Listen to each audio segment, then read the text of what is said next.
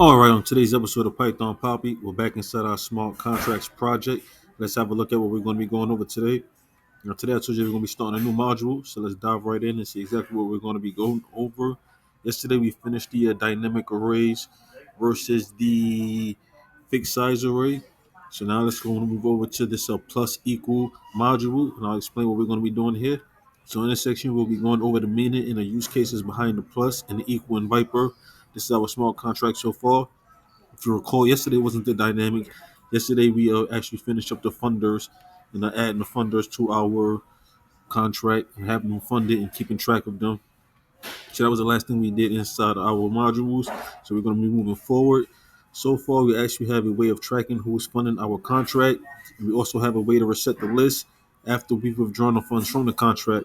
But we don't have a way to keep track of how much they actually sent us. This is where mappings will come into play. What we can do is we can use a hash map to create a new function, which will be called funder to amount funded, which is going to be public. It's going to be a hash map of type address in the UN 256. So here we have a state variable that is storing a public hash map of type address and unsigned integer 256, like I just stated. Basically, this is the funder map to how much they sent. Put down a little bit more.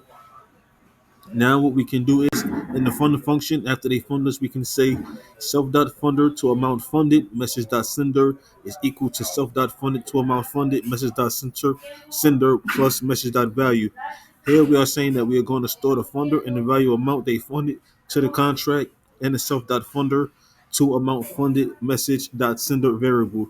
So this is the message.sender. This is the person who sent the funds, and that's going to equal to the person who sent the funds plus the value of the funds they sent. Now we're going to leave it right there for now because we're all going to move forward and it's going to get a little more complicated. So we will pick it up tomorrow and dive a little bit deeper. But of course, I will keep you posted every step of the way.